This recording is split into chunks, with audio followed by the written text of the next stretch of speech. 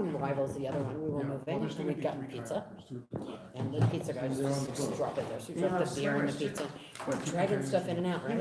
I gotta get a piece of pizza. This 35-pound cat had opened the top box and he'd eaten all the cheese off the top.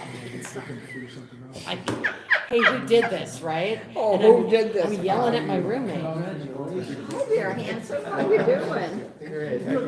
I am fabulous. I am so fabulous. I booked my trip to Washington DC again. Nice. When are you going? April 2 through 9, earlier this year. Good. It's good. I'm not gonna go during Cherry Festival time again, ever. Not ever. Kinda sucks, huh? Hi, horse reading. No, it doesn't, because the city knows that they're coming, and they really do a good job hosting. You got the parade, There's you a got million the people there. chariots, It's there's so many It's just people. annoying. Oh my God, how are you? Here's your jacket. Oh, I missed this meeting because I'm helping, this morning meeting because a friend of mine has problems with her husband. He gave me a call last night about 11 o'clock, and I answered the phone. I'm going, somebody's in trouble. And she says, can you help me early in the morning because we have a problem. And I messed the frame, but. He has a urinary infection and it took 5 days for them to figure out how to do that. Moaning, fix the urinary infection. She knew it was a urinary infection, but, Hi. she couldn't prove it and couldn't get the medication to do it. And he was moaning. I mean, so Lionel said he would take care of all that. she's not a happy camper. You didn't write an She's intro for gonna me, so hire you're help. fired. Because every Smell time good, he but needs you're to do fired. something, he pees into a sock and then throws the sock in the middle of the bedroom floor. Oh my God. This is carpeting she just replaced last year. She should come to my house. She should come to my house. She should. Well, we were just talking about that. I have a cat who pees on the carpet. So me and my cat are. This is a man who led 30 people in a marketing, company. He should pee in the sock and oh. He's very, That's just disgusting. yes. Trying to get our attention. When did you lose Go ahead. control? What's that? Yeah, don't. Don't We're having a answer her. bodily function discussion over here, sorry. Riveting stuff. Whatever Wait. works, right? Peeing on the carpet, yes, right. No, we don't want to hear anymore. Yeah, I know. Uh-huh. I'm sure all of you have been in a situation where you are called upon to give a speech or make an address or make a comment on a situation, and you find yourself without words. No. Well, Not besides that, I'm sure all of you have been in that situation at some point. Now that happened to me not too long ago, and when that happened, I froze for about a minute. And I thought it was a kind audience, just like we have a kind audience tonight. So the audience stood there patiently waiting for me to draw from the invisible for it to come out of my mouth, and it did. And I'm so glad that it did, because when it finally came out, it ended up being really good. And you can believe it because I'm the one saying it, and you went out there. Jesus. But the reason why I say that story is because I recalled on my way home from that experience, I recalled how I was once reading a book by Brian Tracy. In the book, he was recalling the experience of one of his students coming to him to complain that what he learned from Brian Tracy had stopped working. And Brian told him, okay, tell me over the past year, because he attended the training 2 years ago, and he was now complaining that what he had done from the training had stopped working. So Brian asked him, okay, tell me what you've been doing for the last 2 years. And for the first 12 months after the training, everything was great. Why? Because he was applying what he had learned. And then Brian Tracy said, okay, tell me what you've been doing for the past 12 months. And the guy kept quiet and reflected.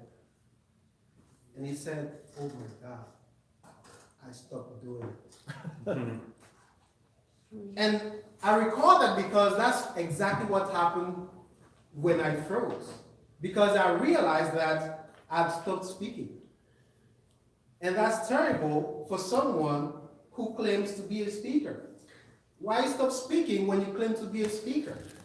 And I recall the time back a few years ago when anytime I couldn't get an audience, I'll turn on my phone or whip out my camera and start speaking to the camera because that's what fishes do. Fishes swim. Speakers speak. Doctors consult and give medication. So if we are speakers, we ought to be speaking, whether we have an audience or not. And I'm so glad that tonight we have a few speakers who have accepted to come up here and speak. And I hope for future meetings, we're never ever going to lack speakers again because speakers speak. Whether there's one person in the audience or no one in the audience, speakers speak.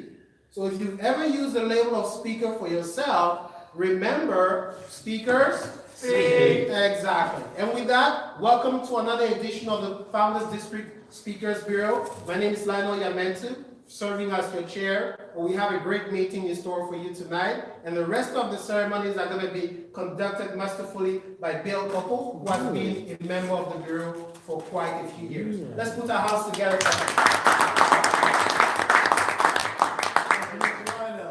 Bill, would you like a lectern? I have a lectern. I don't need a lectern, no, thank you. Ask your speakers if they would like a lectern. Let's do that. You know what I'm saying? Mister, would you like a lectern for your speech or? Gail, no? And- Okay, Mary's the troublemaker. You know. Okay. you're on. I'm okay. Yeah, You're I'm fine. all, okay. Okay, not to be here tonight. Thank you. You're welcome. Making trouble. Anyway, let's get going on our beautiful meeting. We got a couple of people set up to speak to us tonight, so first I'd like to bring up, speak about Gail Rosenthal is going to speak with us, tonight, educating us on how to make money talking about our topics. So let us know what we can do to bring people into what we want to say, and how to expand their horizons so that they can leave fully informed.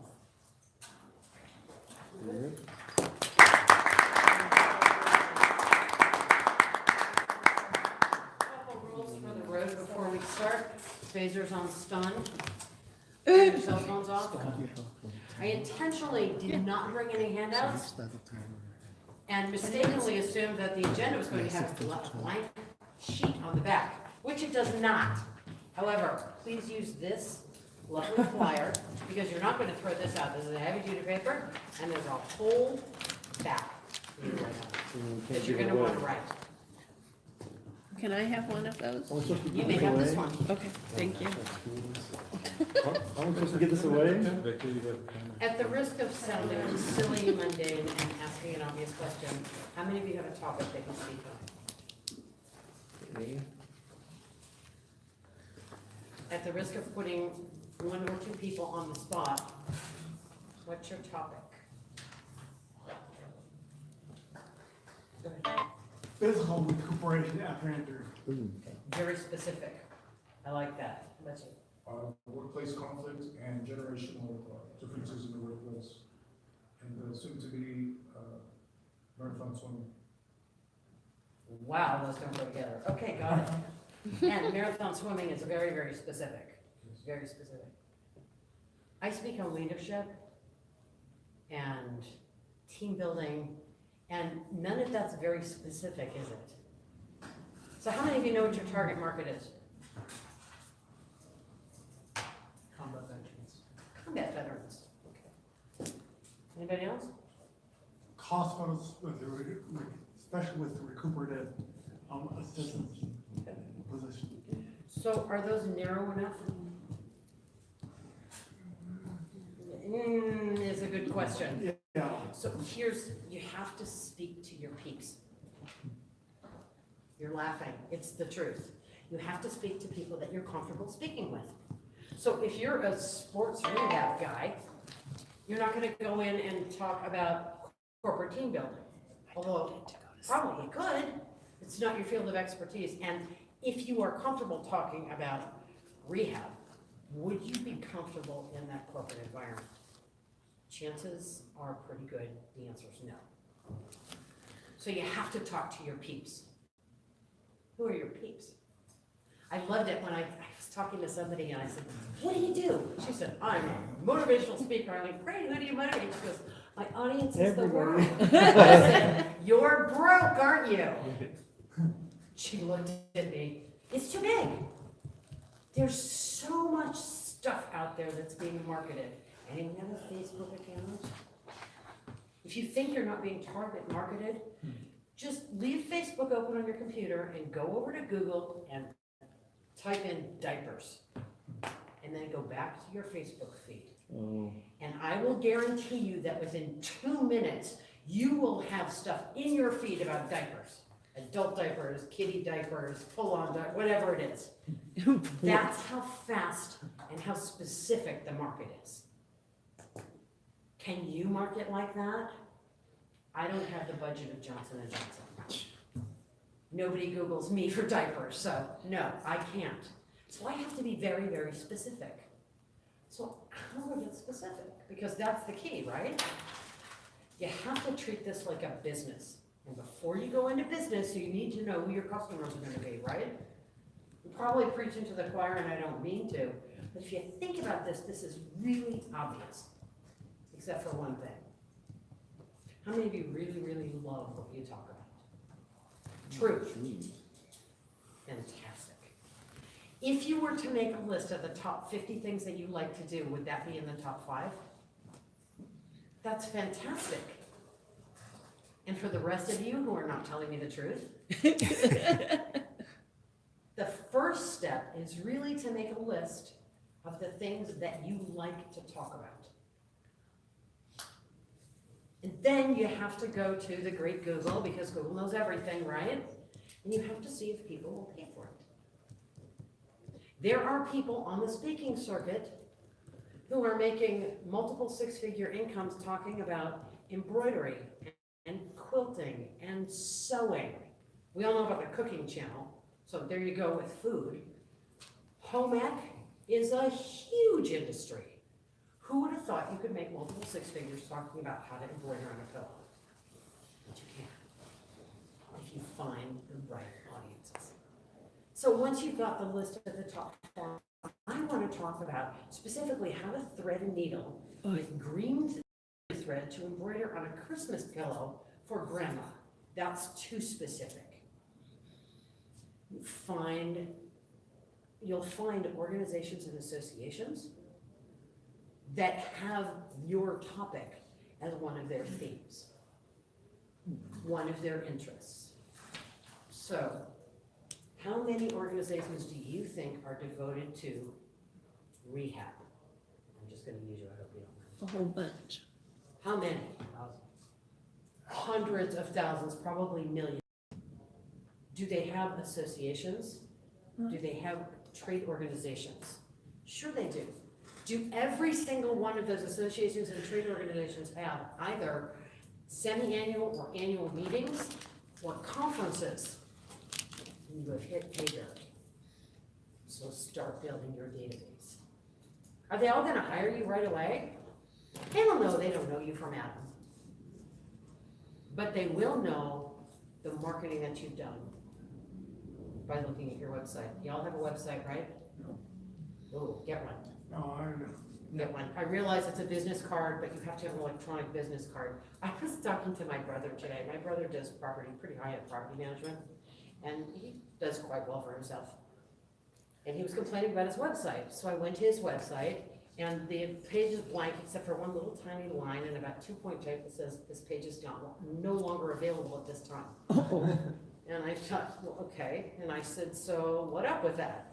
And he said, yeah, well, the hosting contract came up and they were very helpful and this, that, and the other thing. And I said, you still own the name? He said, yeah. I said, okay, good. And it was one of those deals where if you pay for the hosting, they're going to build you a website. Oh, dear. They're not scams. If you don't know about Weebly, you can check it out. Everybody heard of Weebly? I don't like those because the website can't be ported. If you've got a site that's gonna build it for you, it's on their tools, so if you ever wanna leave, you're stuck because the website just disintegrates. It doesn't exist anywhere except in their software. So bad news. If you like WordPress, go with WordPress. If you don't like WordPress, I've got a couple things that I use that are PC-based, sort of, but they're all drag and drop as well, and they're pretty easy to use. I'm happy to give you a recommendation. And I think I paid $97 for a suite of 17 or 18 products that all work together. And if you look at my website, you can tell that they're all in there in different pieces. So get a website, have a business card like that. Do you actually need a business card? Help can help, huh? It depends on the generation. From the generation guy, we get that answer. I love that. Actually, that's probably about right, though. The truth of the matter is, I don't have them, I don't use them. When people insist, I go to my printer and I run them off on that prefab stuff you can buy at Staples, you know, the crack and peel, or not crack and peel, the pre-perforated things. And I print them once at a time, and that's all. Nobody uses a business card anymore. Your business card is your website, and have an email that they can remember. But other than that, it's you that you're marketing, so there's gotta be some meat on the website. So once you have your audience, because that's the big deal, and they have trade associations, you're still at, well, I don't know, you're marketing to what, 10,000 places? That's too many, because you have to do this the old-fashioned way. You have to pick up the phone. And the marketing cycle runs 3 to 6 months out. Hey, I see your conference is all ready to go. You're ready to open the doors next month. Have you thought about who you're getting next year? Because I have an opening in my schedule. Nice. If you think about it, you have to market yourself as competent, busy, and, oh yeah, I just happened to see this and it sounded like a good fit, so I thought I'd call because I have an opening. You're doing them a favor, right? You're giving them the jump on something for next year. Does that make sense? Yep. Uh-huh. How many of these people do you think you're gonna get through to the first time? 1. That's what you said, Adam. 5%. 5%, I have no idea, I don't know, it depends on who you are and what your phone skills are. Y'all did table topics, right? Yep. This is advanced table topics. And you have to understand how to speak to someone on the phone to get them in your corner. I'm sure, maybe you don't know this, the people who run the companies are not necessarily the CEO and the CFO and all those people, it's their support staff. And if you have an advocate in their support staff, the person who answers the phone for the president or the vice president of marketing, they're the ones who are the gatekeepers. Get them in your corner, and they'll get you in every time. They may not make the sale for you, but they will at least get you an audience. Why is that important? If they don't know you're there. There are still some companies who, instead of sending an email or having voicemail, they use those little pink while you were out slips. Oh, You God. remember those? I used to be a marketing manager for a small computer peripheral company, and I would be traveling from September through about March. That was trade show season. And I'd get back to the office about once a week, and there would be a stack. And I would take them, please don't tell anybody this, and I would throw them in my bottom drawer. And I never returned a phone call. I figured they're the ones who called me. If it was important enough for them to talk to me and they really wanted something, they would call me back. At the end of the week, I left on another trip. A week later, I called up the support staff, answered the phone at the office, and I said, go into my left hand bottom drawer, take all the pink slips out and throw them away. And they did. Because if it's important, you're gonna call back. If it means something to you, right? Especially if it's time sensitive. You're not necessarily talking about having something that's time sensitive to you, but it is time sensitive to them. So you have to organize yourself very carefully by region of the country, if you don't like to travel all that much. If you can put 3 or 4 associations together and spend a week or a week and a half in New England area, it might be better than crisscrossing the country 4 times. Oh, and by the way, a lot of these conferences are international. Anybody not want to go to Paris for a week? Have I mentioned that business travel is an expense to your business? Every time I travel, I write it off. I make sure there's a client or a business associate or a professional contact there that I have to go see. Because the trip is expensive. Put it down. Because when you have 10,000 people on a list, or even if you only have 2,000 people, how do you talk to them about what you want to say and connect with them so that they want to hire you? How does that happen? The advantage of having your peeps. You speak their language. Anybody here speak to engineers? Victor laughed. Anybody speak to engineers? Because they speak a language all their own. You have to be able to talk the language.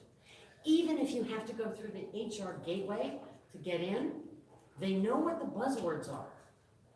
And they know how they're used correctly. So you have to know the language. Anybody talk to the construction industry? Banking industry? I don't. Okay, so you know, Construction, they're very set, rigid terms. And it's not the vernacular that we hear in the paper. It's very different. So when you find your people, the doors will start to open. Or you'll get a phone call. I got a really interesting phone call. I made a cold call looking to talk at a conference for, okay, I'll admit this, IT people. Yeah, I talk to computer geeks. And I got a phone call back from the head of HR who said, the marketing lady was just in here and she told me what a delightful conversation you two had and I'd never heard of you, so I went to look at your website and I wanted to tell you that I found a typo in your website. Yes. How fabulous was that? I actually leave typos in there intentionally because she read the whole website.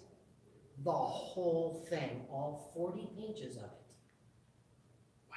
I think you got a recurring client coming. Uh-huh. They care, and they're paying attention, and it speaks to them. That's the feedback that you get when you've gotten into your niche.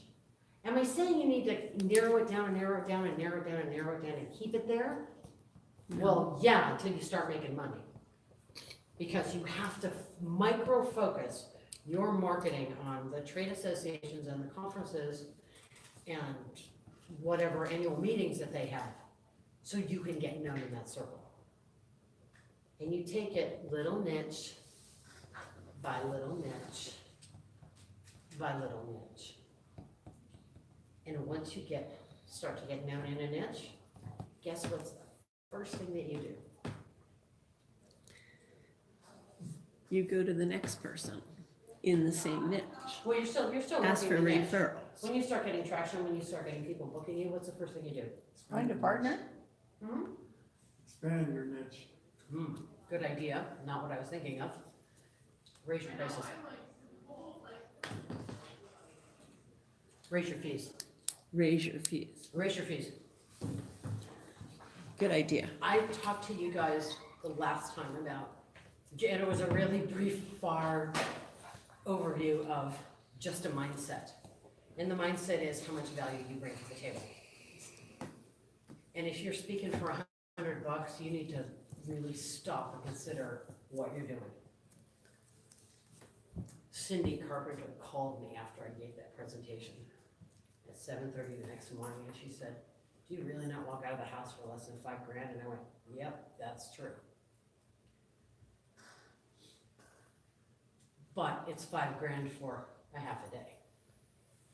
So if they have a conference and I'm gonna keynote the conference, I'm happy to do a workshop for them. Because I'm there already. More of me is more of me, I'm happy to give that. But it's gotta be worth my time. Oh yeah, plus travel expenses. I got a phone call off of one of the speaker bureau websites. I belong to several speakers bureaus. And it was a religious organization. They wanted me to speak to one of their senior adjunct association monthly meetings. I said, okay. And I've had several conversations with this guy, and he said, "We want you." And I said, "Great, I'll reserve the date." Gets a little closer, and then he says to me, "How much do you charge?" So I told him. And he wrote back, and he said, Oh, well, I'm sure you're worth every cent of that. But don't reserve the day. Okay. And I wrote back and I said, I am absolutely worth twice that. You got a discount. And I won't reserve the date. And here's some other resources for you. People want you, they'll find the resources. If they don't want to spend the money, you shouldn't want to spend your time. I'm not saying never speak for free, but that kind of thing just chaps me. You shouldn't have to, if you went to the doctor, would you say to the doctor, you just handed me a Kleenex, I only want to pay you $20. How would that go over? Right? You go to a lawyer, he sends you a bill, and you're like, come on, I said it was only going to pay $100. Yeah, but my retainer is $2.50 an hour. Yeah, well, I don't care. You can't do that. And you need to look at your expertise as that valuable. Some of you are nodding, some of you are looking away from me. It's not a lecture. I've been on both ends of it, and being on the cheap end or the speaking for free end and hoping that you're gonna get some kind of gratuity or, what is it they call it? Honorarium. Thank you. Honorarium. I hate that word. It's a cupcake. It's a cup of coffee. I got a can of jelly beans. See? And a $20 bill. It's, No $20 bill, a cupcake. I remember walking out of one of those, and the audience was really appreciative, and I felt like dog dirt. I just didn't feel good about me, because I felt like I had just poured myself out there, and they went and said, "That's so nice, Gail, thanks for coming." That It doesn't didn't feel inspire me to do anything. I may have inspired them, but they didn't inspire me. How many of you feel that way sometimes? And don't do it, because you should be inspired by your audience to greater heights. If you really love what you're doing and you're passionate about what you talk about, it always inspires you.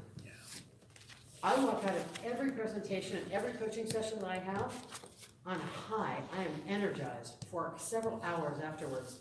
I should probably go home and clean my house in that state, but I don't. I know, it's terrible. It should give you something to, thank you. Somebody's timing me, thank goodness. I just looked It's at old. that. I just looked at this. I need 2 minutes, so I'm done. You can talk about anything you want, anything you want. And if the client, and you click, if they're your peeps, and you speak the same language, even if it's not your field, if you are an instructional, I don't know, maybe you're an instructional airplane designer, and they want somebody motivational, they'll hire you to talk, because you can talk about your stuff and wrap it in theirs. What does that mean? How many of you want to motivate or inspire everybody that you speak with? I used to think that. Yeah, you're supposed to. It's a nice thought, isn't Yeah, it? it's a great thought. Wait till I get up there. The way they've hurt you. No, kidding. It's true though. If they want something technical and you are a generalist, you can do the research, do the technical talk, and you can wrap it in your generalization. If you talk about motivating and inspiring and loving people and working together, you can weave that into anything. And I don't care if it's basic auto mechanics, you can do it. So you have to be a little bit flexible. And sometimes speaking outside of your 100% comfort zone of here I am, I'm gonna motivate you. Maybe not, maybe that's the way you keep your edge sharp. Every chef will tell you, the first thing you do when they walk into the kitchen, grab a knife and they sharpen it. So what are you doing to keep your skills sharp? To find the peeps, to mesh who you are with what they need, and to get the bookings. Because it's a lot of phone work, it's a lot of record keeping, get yourself a good CRM. And have fun doing it, because you'll meet some of the most amazing people that will be friends of yours for the rest of your lives. Good luck.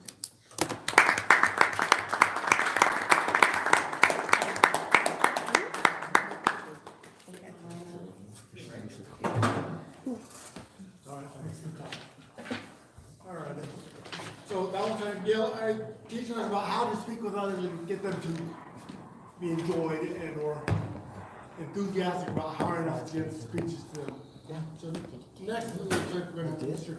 Ellis Tanya, made it. So if you can come up and speak about is possible. Do you guys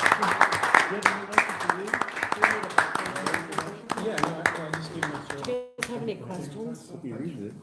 I'll be right at the break for questions. Just to know the timing, is it like 20 minutes? 20 minutes. Yes, 16 to 20. Somebody's timing. Yeah, she's timing. Ryan, When you hear the bell, you begin to wrap With a up. very loud signal that goes out. I give him 5 minutes anyway. Okay.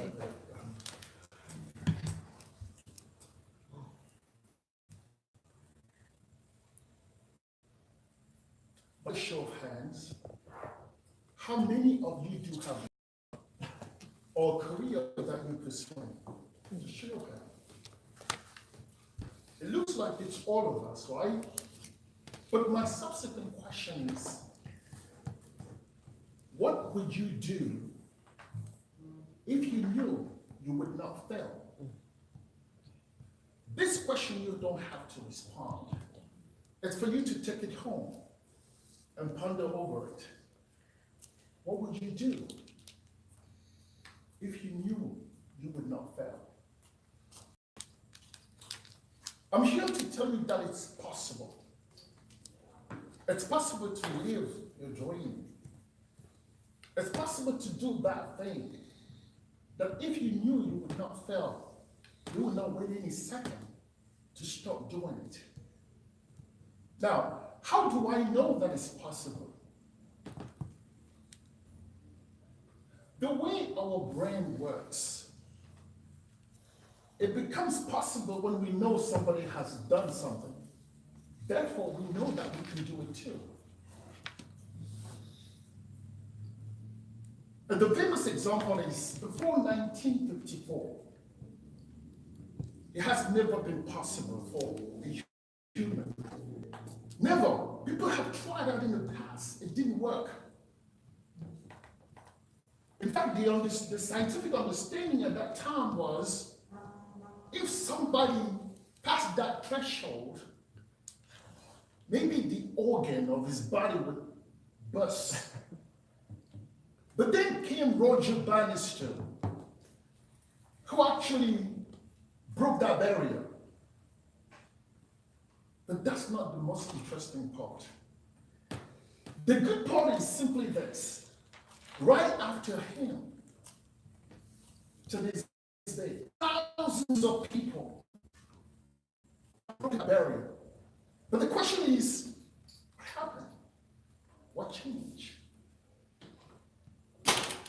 You realize that every time a runner steps behind the line, he or she knows that somebody has done it. Therefore, I can do it too.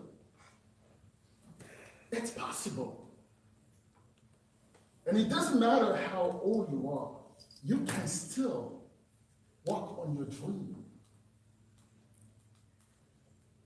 You see, Colonel Sanders was past 60s when he put together his famous Kentucky Fried Chicken. That's all over the world now. Yes, it is possible. No matter what you're going through, no matter your situations, your difficulties, it's possible. Because when I think about J.K. Rowling, who's one of the most powerful women in the world in terms of wealth now, have gone through difficult times herself. Her mother died. She was on welfare.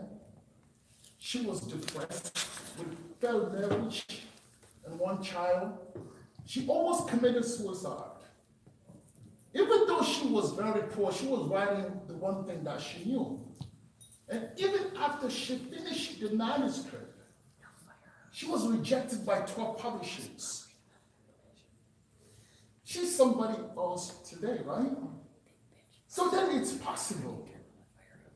Those are the two household names that most of us are familiar with.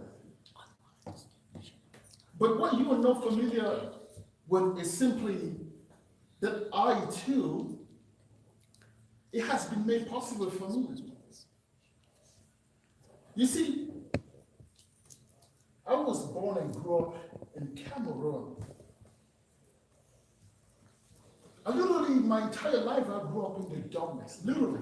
And I came to the US before I lived in the house with electricity. Wow, that's amazing. So, even before I was born, my lot in life started there. My dad lost his job, the only job he had, with the minimum wage, the equivalent of $50 per month. And even with that, they didn't get paid all the time. They could spend 2, 3 months, 6 months without any salaries. So he lost his job. And the night that I was born, he spent the night collecting pennies for my reusable diapers. And the next few years after my birth, it was very difficult to raise me in the city of Douala. Then my parents had to send me like a package to live with my grandmother in the village.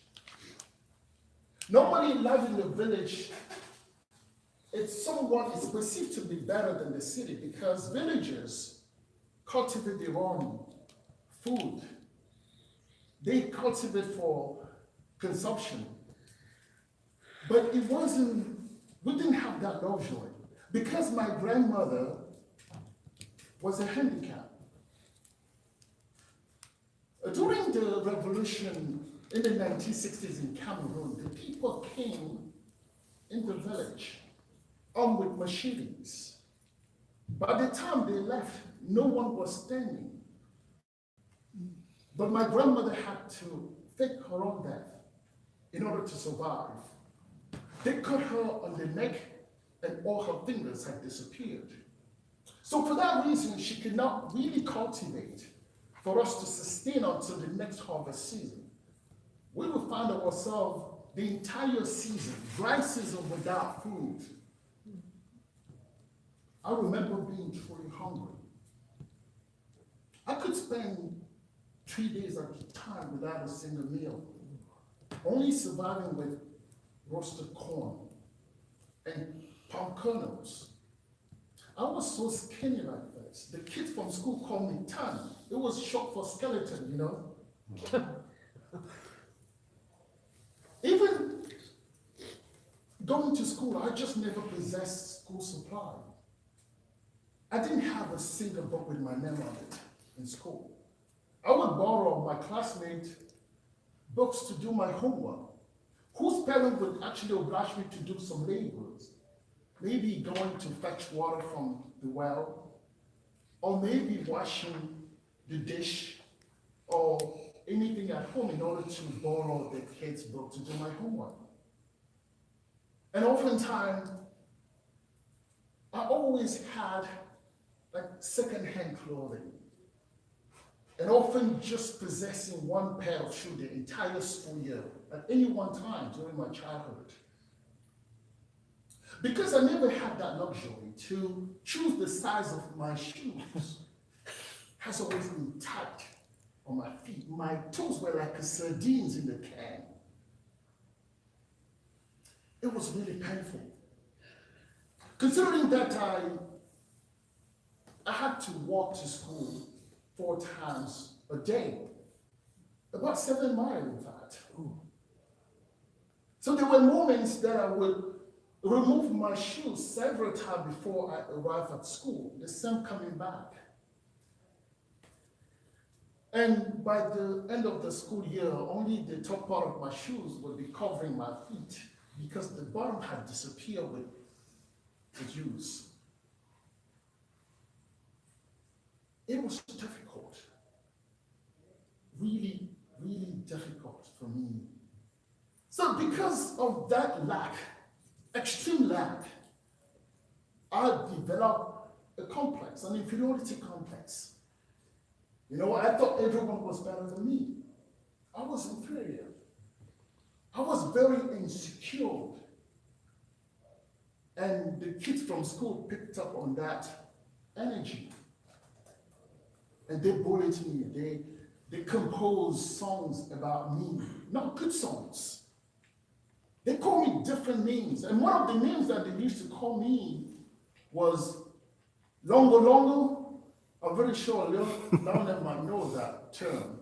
It means like Chinese bamboo.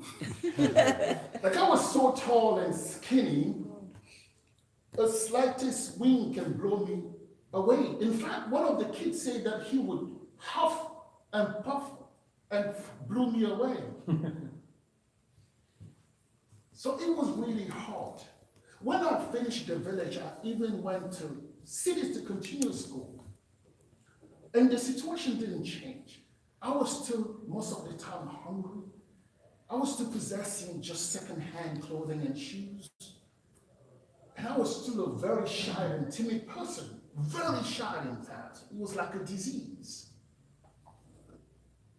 Then because I was the only one in my family to attend school. In fact, my brothers and sisters didn't have that chance because my parents couldn't afford to send them to school. I was doing okay. Despite all odds, I was doing okay. Right at that moment, my aunt, who had just immigrated to the United States, took pity on me and wanted me to come here to continue education. Well, news like this one would be very celebratory, right, for anybody living in that situation. But for me, it wasn't. Because the idea of going to a strange country where people speak a strange language and behaving strangely was not appealing to me. It was devastating for me. But I had to come because I represented the hope for my family. I was the shining star. I had to come. And I don't remember that from the moment I boarded the airplane at Douala International Airport until I arrived in Dallas Airport in Washington, D.C., I might have cried the entire journey. I felt bad about the people who sat behind me, around me on the plane. But I'm glad I actually came. Because just a couple of days after, a friend took me to this place called the Buffet. The moment I walked through the door, my eyes almost fell out of the socket. I never saw so much food in one place. I cried of joy, of course. And I didn't wait a single moment to attack the food. I ate and ate some more. Ate even for those time past that I was starving. By now, I wasn't hungry anymore in the United States. I could afford to wear new clothes and new shoes thanks to PLS and Ross. But I was still the same person. I was still the same shy person. You ever heard the expression that you can get somebody out of the ghetto, but you may not get the ghetto out of that person?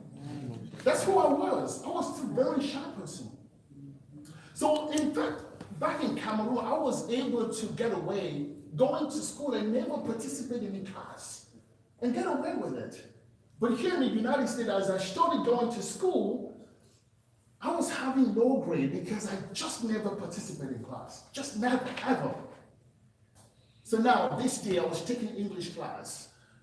My professor asked people to volunteer to read a poem. But there were many students who were showing their hand to showcase the poetic skills. But I was hunkered in the back of the room, trying to just borrow in my seat. But she called my name, nonetheless, to give it a try because she wanted to give me something, just a point for participation. When I stood up, sweat stopped pouring in places that we're not supposed to sweat. And I was shaking violently. It was as though there was a little earthquake underneath my feet. I have to literally grab the book with two hands in order to stabilize. But when I finished reading, she said something to me that was the beginning of everything. She said to me, Elvis, there's something about your voice that's very pleasing to hear. Wow. But let me tell you, it wasn't like an aha moment where everything just changes, but it was like a seed that was planted in my mind. And oftentimes I would go back on that comment and thought about it. And that comment provided me some self-confidence. And I would become more I would participate more in class. With friends, I would want to be more expressive with friends. At that moment, I was driven by my ego now just to show off my beautiful voice. It wasn't nothing else. But the more I was doing it, the better I was becoming in terms of expressing myself. I was gaining confidence and self-esteem.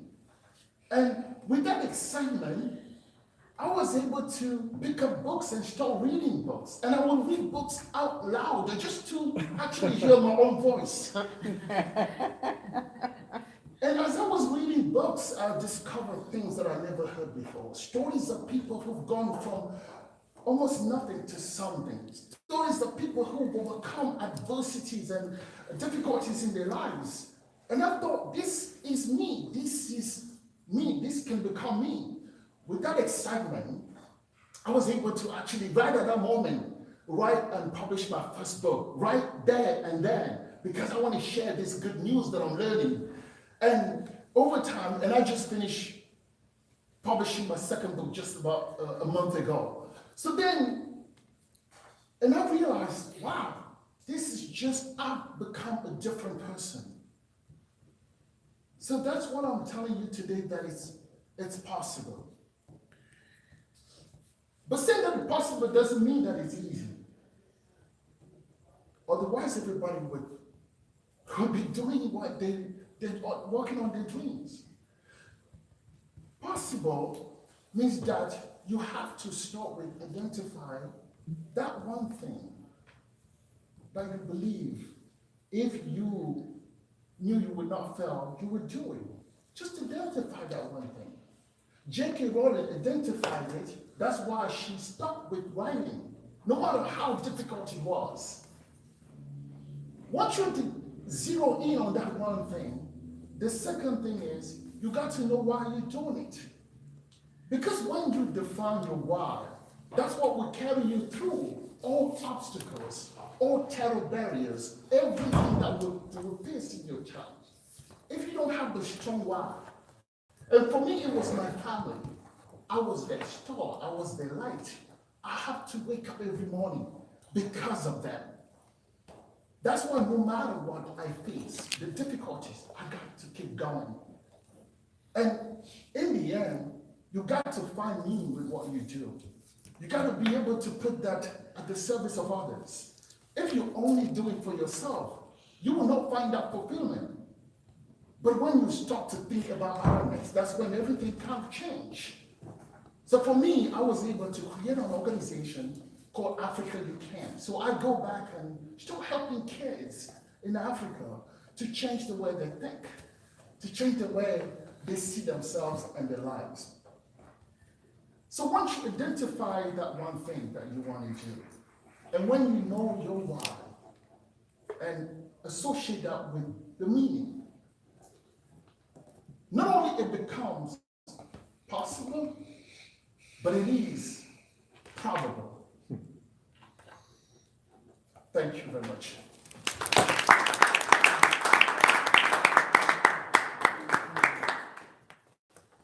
So it provides a little bit of evidence to get us going. You gotta know what we want and go get it, okay?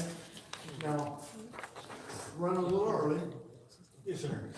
We have you go back up there. We're gonna give you some feedback, and you're gonna assist him with the process.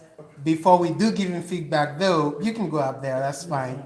It's part of our protocol. I want to preface his feedback with the saying that he is already a qualified speaker with a different speakers bureau out in LA. and I'm sure he wants to know those things that others might have left out as he keeps growing as a speaker. Am I correct? So all the little things that you think he might improve on or he might have missed as part of his training to be a professional, he already gets paid to speak. He has 2 books out. So give it to him in a way that's going to serve him to improve. He knows he's good.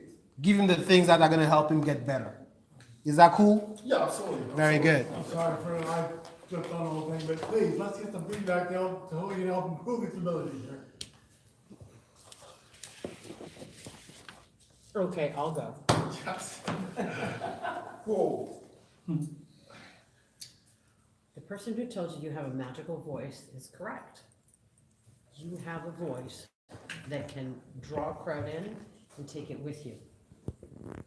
You need to learn your breathing because you're speaking from about right here instead of speaking from down here. And the hands, no fig leaf. Because it makes you look uncomfortable. I don't think he knows what a fig leaf means. Got a puzzled look on his face. This. Ah. Uh-huh. Not this one either. That's reverse fig. Yes, it is. I have to tell you that it was very difficult for me to listen to you, in spite of the fact that you have a magical voice.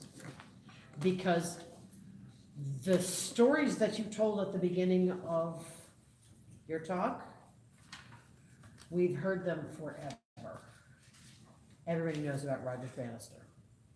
So who really inspired, yeah, believe it or not, and you know, Google's there. Who inspired you?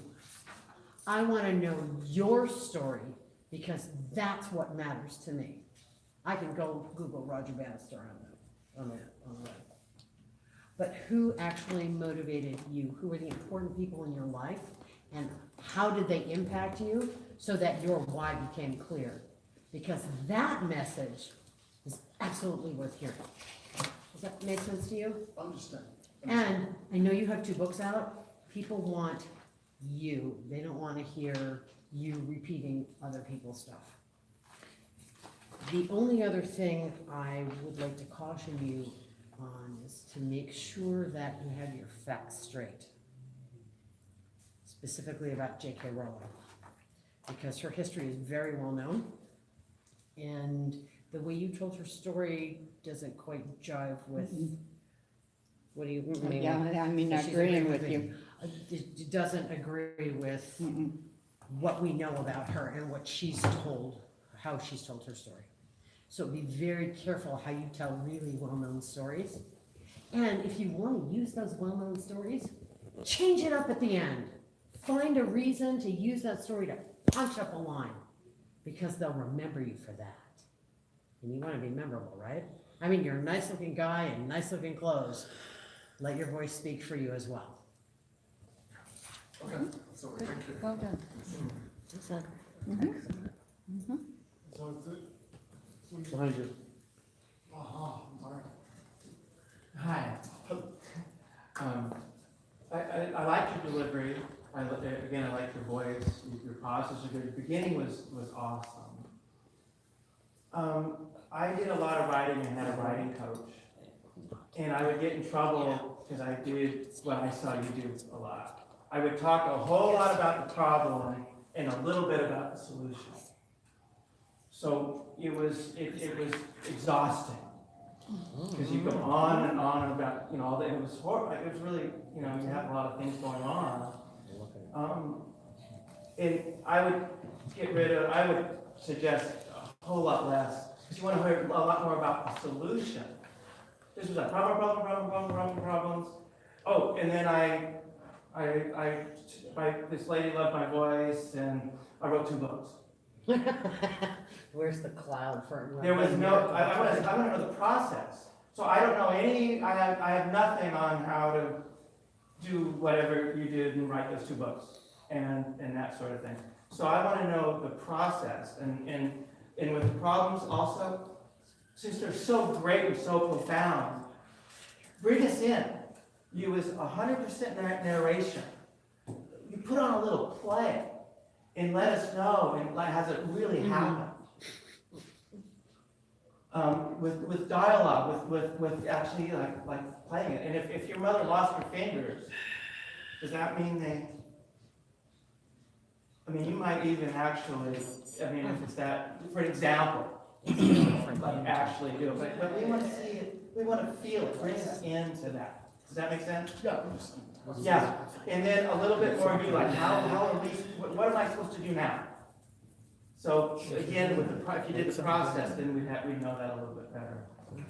But, and your delivery and that, you're great as far as that. The beginning was nice. And I would also tighten up the stories. Like, 3 of them, maybe 2, and she was right. We want to know more about you. You have such a powerful story. And the way that you grow up and the physicality versus the internal imagery that we're playing with. I mean, how you thought about yourself versus how other people saw you versus how it really was. Those are such powerful themes anyway, that if you just talk about you, that's enough to knock over most of the walls. Yeah, but don't tell us like act it, like sort of make it, bring us in, you know what I mean, instead of describing it, so we're part of it. Does that make sense? Yeah. Thank you, thank you. Mary? I am so pleased that you had fun learning how to read and getting that applause, but you didn't reflect that. I did this. I want to see, I had so much fun listening to my own voice read. And that expression right there is embraced by the audience. I had fun learning that I knew how to do X. And you can bring that message to the audience of whatever you have, I had fun at it. And that can be one of your final messages of whatever quality that you didn't know you have when you find it. There's great joy. And your body, like David Levitt says, is so expressive. Have people join with you. Aren't you proud of me? I had fun doing what I was good at, and you can too. Does that sound attractive to you? Absolutely, thank you, really, thank you. Well, now it's your turn. Yeah, I want to add something. I like your smile. It's beautiful, but I think when you were explaining your story, I saw a lot smile on your face. Maybe you were, if you were more sad or make us feel the sadness. You were saying it was difficult, but I didn't feel it was that difficult. I wanted to visualize more how much it was meant for you and how did you deal with it. I wanted to hear your story more, but it was good. Well, First of all, thank you, Alice, for coming. But I'm gonna piggyback a little bit, but for me, yes. the first 3 stories you told were very cliche. So you kind of started losing me each story that you went into. Yep. It was like, I heard this already about 1,000 times. And then the second story, oh, I heard this already. And then the third one was like, I checked out. Yep. But when you brought me back in is when you started talking about you. Yep. That's when you brought me in. So it's almost like you tell these stories that they're not relevant to you, and I don't feel it. So when you start talking about yourself, it's like the story and you start boiling. So that's when you touch the sweet spot. But when you talk about these stories that are not relevant to you, that happened like 20 years ago or 30 or 40 years ago, who cares? I mean, I'm sorry, but talk about your hardships, because that's what the narrative is that I heard. But thank you. Very good. Just a quick comment, because I heard all those stories. Where I got lost is I didn't understand how the stories tied into your message. I just heard all stories. For me, it sounded like a real long icebreaker speech with no message. And if you sort of started with the message, but then you lost me at the end. It sounded like you tried to get it in there. So you need to try to tie it all in, because I was a quiet and shy kid. So what I do is I talk about the times I was a quiet, shy kid. Then I talk about, well, how did I fix that within my stories and try to tie it up. It's over. Told good story. 89, You it's almost can 90. enjoy the voice here, but you kind of lost us. They've been so focused on your story, not on how I think that's what you he were did. like, you were reacting to life, and how more specific to life was. You glass off a little bit maybe on how life changed you, but not very succinct. But I think we've got some. We have one from here. I'll go and then Victor will go. Someone from here? Just tell him how you felt. That's fine too. Chris?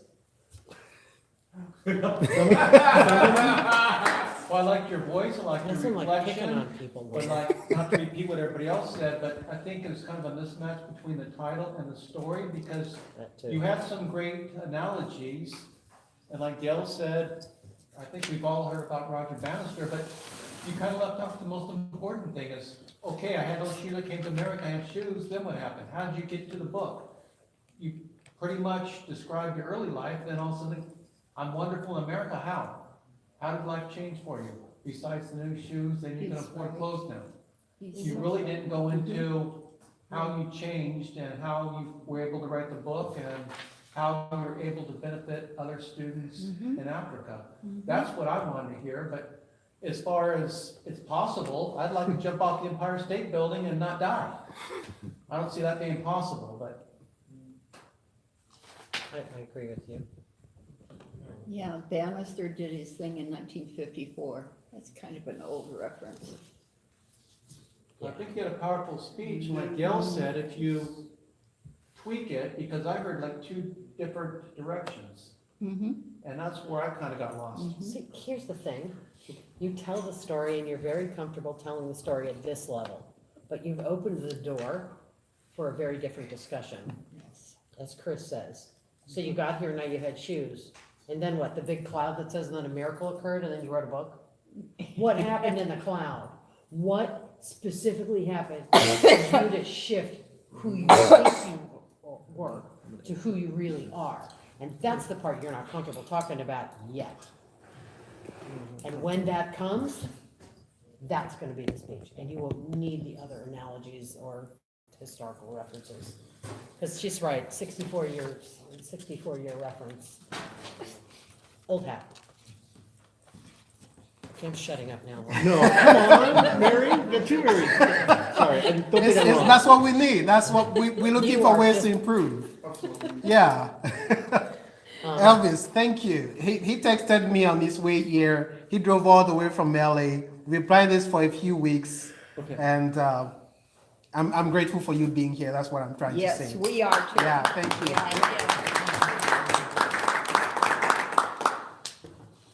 I'm gonna say a few things. It's gonna be a repetition, but if I repeat, it means it's important. So take it in good faith. Open with a story, your story preferably. Don't make the statements, leave them out. You have a professional stance. I had a professional stance when I started. Over the years I learned how to loosen up a little bit more. I think you have to learn how to loosen up a little bit more. Yeah. Because you have a professorial style. You have this formal way of communicating, and it comes from a long time spending to sharpen your skill. And I've been there. I'm not out of it yet, but I can relate to you on that level. So I'm sure you know what I'm talking about. We're watching. Learn how to get loose. Get loose. It's the Paisley. Yeah. You had a lot of opportunities there for a lot of great humor, like the package sent to the village. I would milk it. Because you being sent from your parents as a package to the village to grandma, that's a great story on its own. But I know you can find a way to put it in a way that makes the audience laugh a lot. Victor can give you a few pointers on that. Oh, I agree with David with the fingers being chopped off. That's deep, man. So highlight it, because it's not a small thing. She had the neck chopped off, the fingers. Highlight that. And again, with what she said, I had that problem as well. That's why I can relate to you. Because I have a happy personality, just like Happy here. When I started speaking, I was always smiling. And I remember it was Jack who told me one day that, hey man, don't smile at me when you talk to me about death. Yeah, I don't want to see your smile when you tell me about people dying. So just pay attention to those little details, and that's what's going to take you to that next level that we all aspire to get to.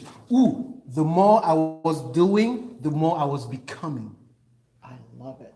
Pause. Let us absorb it. Yes. That was deep, but you Yep. just went out like that. I love the fact that you didn't let the distractions around the room distract you. It shows that you know how to control your environment. And if you're going to talk about the book, bring out the book. Yeah. Or at least put it on the table somewhere and point to pitch it. He doesn't- Right? he doesn't And have one. I was hoping you'd have sold a few copies of the book, because I want to buy a copy. No, I do have some in the back. Good, so mention it and yeah, highlight it. Do something, man. You know what I'm talking about. Victor, you are. He can even show off your book for you. Where's the book? I Where's the hadn't book? heard of you, and you hadn't been here before, so I thought you were kind of a new speaker. So when you started, I got hooked already and went, what's he doing that I already liked? I don't know what it was. You know, typical Toastmaster pause for you. I'm not a fan of the people walk up front and go, Yeah.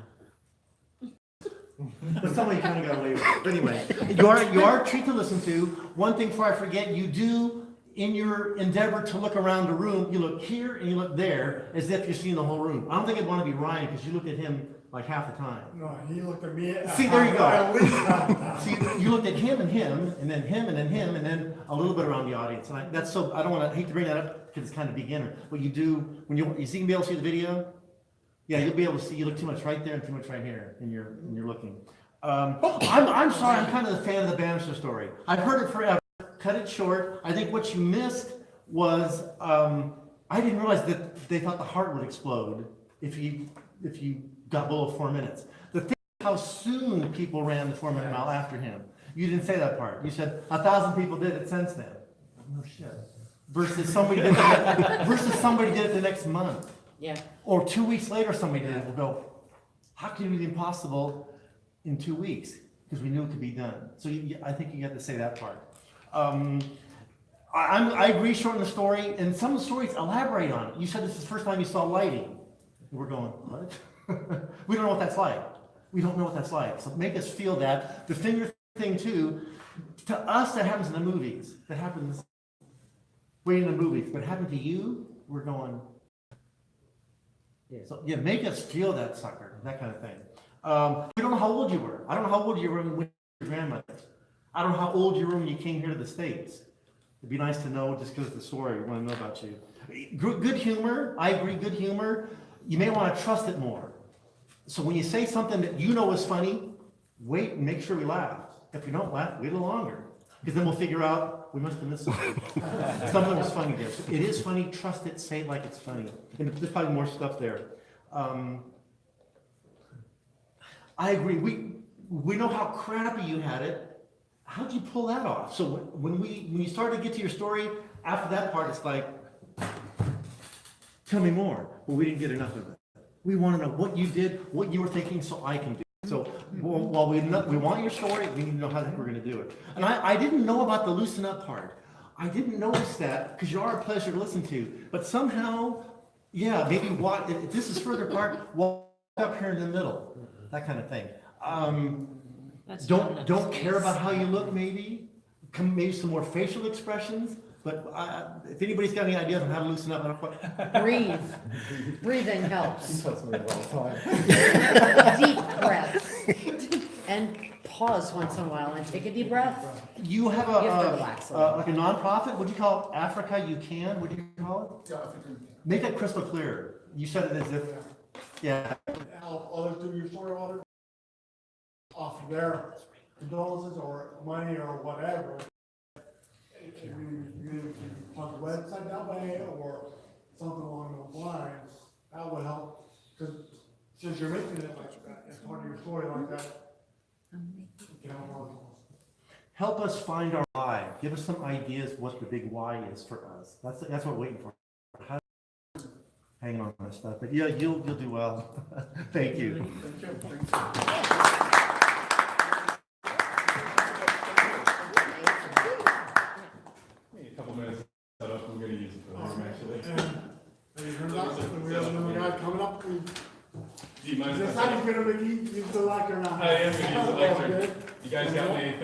little bit, so make sure I get everything set up. Enjoy yourself then? I think I'm okay. Better than okay. And he's gonna be speaking, our next speaker, Mr. Doesn't he have, he said he's got an introduction? He's got an Yeah, hold on, just let me set Well, this Bill, up. maybe while he gets ready, Elvis can tell us about the book and tell us how to get copies. Elvis, you want to do that? Of course, I do have Go, Mary. the book here. And of course, it's also on Amazon. It's Amazon.com. So this was my first book. Out of excitement, my face kind of happy. So, and that's You're covering the title. Oh, the title is Rise to Your Best Life. You know, some of the things that was happening to me, you know, be like, oh, I gotta put it here. This is a lot of life, just simple things, simple daily experiences that we can create to really come alive. Come alive. You know, that's the second one that I just published here. So I have copies here. Anybody want to pitch in? That's a 15H. 15H. Okay. I'll get That's that a one. bargain. Okay. Yeah, that's a good And then deal. it's also on Amazon, so you can find it there too. Thank Do you you. talk on that one? That title? Do you talk on that one? You can, Is you that can for talk me? on that? No, for the Which book. book do you want? Which book do you want? The second book. Yeah, I haven't started because I just published this. It's been only. But you got it inside your brain, right? That's in your brain. Yeah. That's a nice topic. But I'm borrow it deciding. when you're I'm done. deciding. So, thank you. Yeah. I have no cash. It just looks like it's credit card. Well done. That sounds readable, and I want to hear the speech on that. No, seriously, you're still gonna say I did it. Thank you, Elvis. Thank you. Go home, go to bed. Very good, yeah. Well, we're done. Yeah, Does thank anybody else want to you. hear how he got his name? Nobody else does? Yeah. You know what Elvis is to us, right? Well, I just somehow, But you know, well, my name is Elvis Prince Tonya, so there's also a Prince there. duh, yeah. Makes me a superstar in Hollywood, but that's not. But well, when I was born, there's no reference to Elvis Presley because my parents didn't know who Elvis Presley was. But in my country at that time, there was another singer called Elvis Camayo, and that was after that I was named. And the Prince part is because my dad was kind of a little king of a tribe. But don't think of a king like King England, because the type of king, the king with poverty, you know, you have no money. So my dad was the king of a tribe, so that's why I got the Prince name. So What, I think it'd be funny if you say you named after the singer Elvis. yes, Or then say his last name. What's his last, the other? Camayo. So if you said that, we'd go, Oh, exactly. it's funny. So it's Hilarious. something named after Hilarious. Elvis the singer, Elvis so we're gonna go, And you It's have okay, a he's- great laugh. My God. yeah, look don't at bother that laughing out smile. loud, I know. Look at that smile. that's- Please Oh. change his timbre. Oh, you see how, Eyes. you see how you are now? I wish I was taping that. The way the way Yeah. you just delivered now is what Yes. we wanna see. Yeah. You came alive, you got excited, you laughed, you told your story, told us about dad, you even did this kind of stuff versus the. Yeah, that's the losing that part. There you That's go. the- Okay, now, we don't have to teach you. I Don't wasn't- get Were a you nice feeling little that? shirt like this one, but you can lose the jacket. Were you feeling that, my Relax chance a in little bit. talking? I think you're. Yeah, good for this. Okay, he's got Yeah, we live, so. Elvis, Yeah. he's got you filmed. Okay. So Yeah. you see how you came alive Did you there. film Oh my me? God, it's No. priceless. A little bit. Okay. Thanks, dude. And so, He knows he's got a great smile. He does. we got one more speaker coming up for us tonight, Mr. Ogunwoye. He will be coming up and speaking to us about I was shaped by cancer. Let's see what he's got his story about this.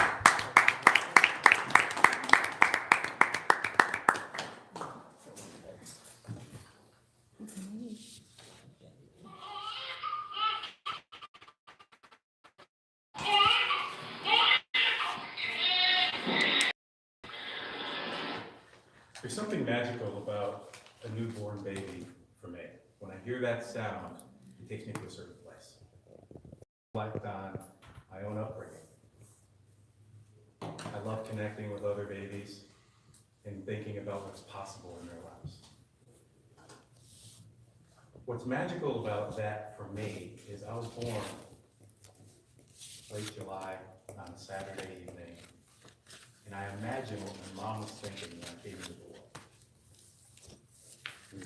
Possibility, what challenges I might find, and what successes I might have.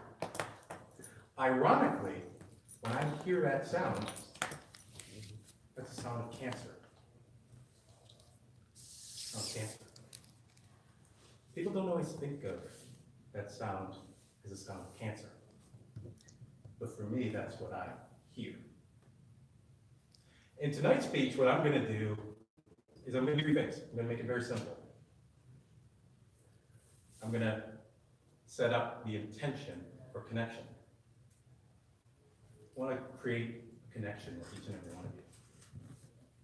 I'll set the intention for reflection.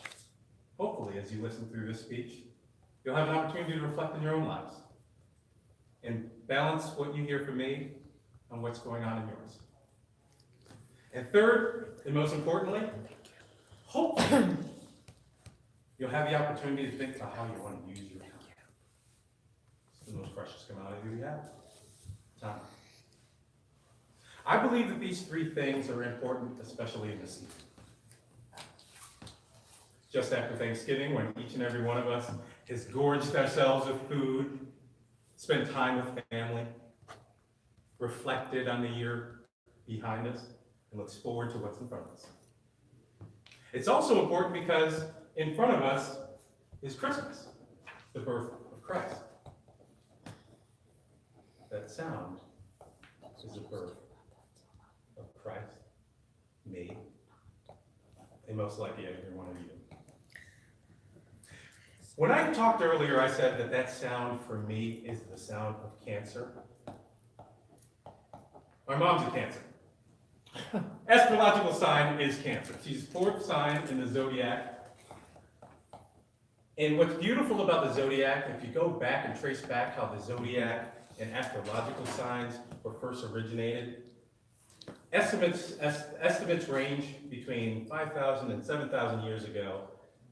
Man started really analyzing what's happening in the heavens, how that influences us on Earth, and influences us individually.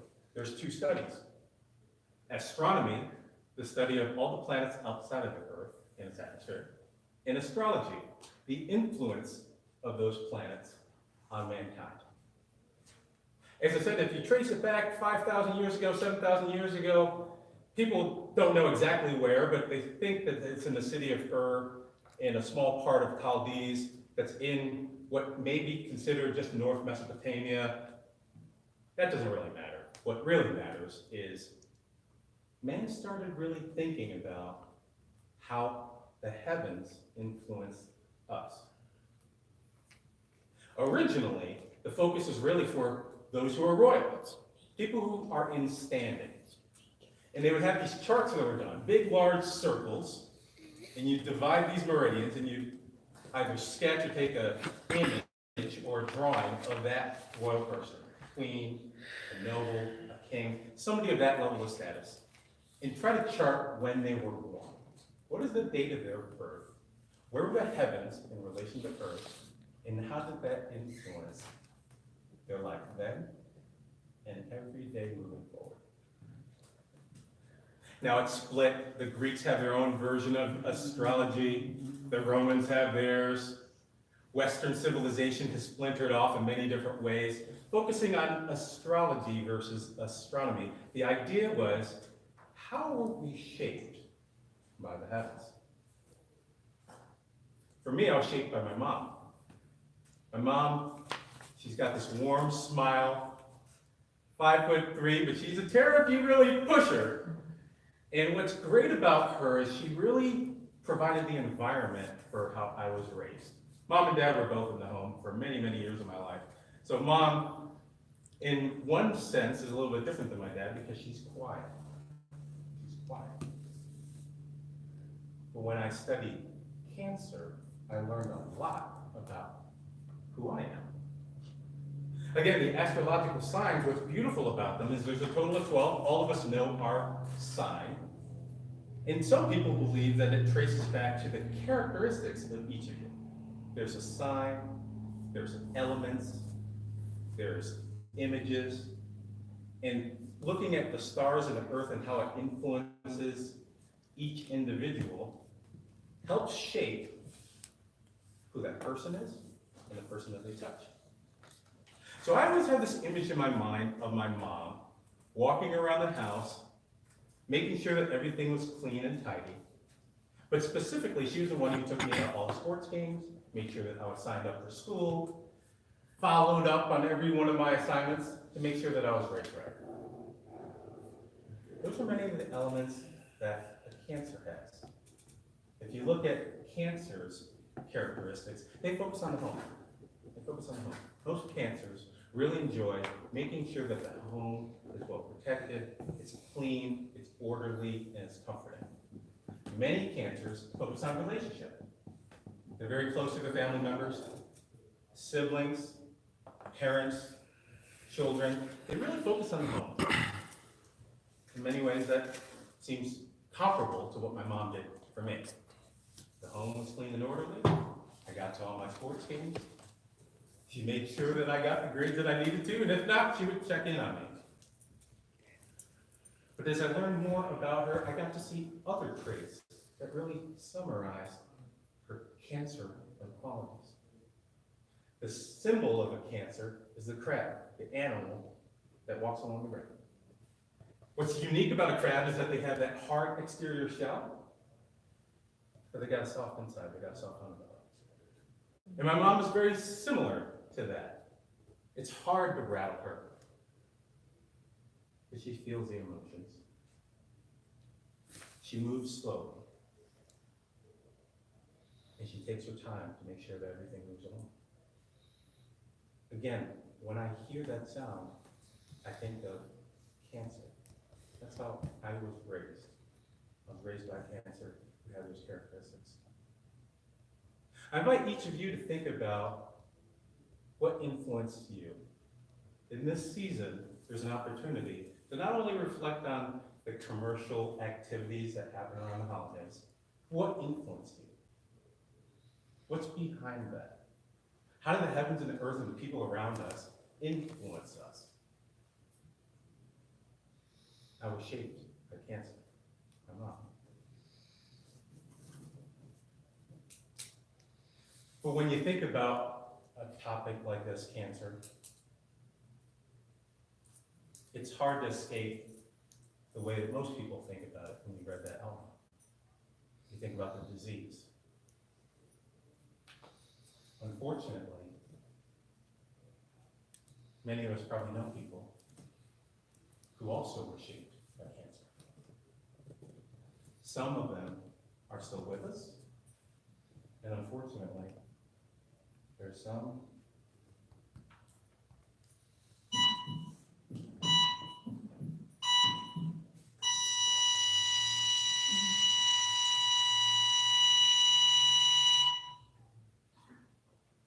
who unfortunately didn't make it. What's unique about the disease Cancer is many of us are touched by Cancer. By show of hands, anybody know anybody? Anybody know anybody who's been affected by Cancer? Been affected by Cancer? We talked about Cindy Carpenter, was affected by Cancer. I've been affected by Cancer. My father was diagnosed with pancreatic cancer recently.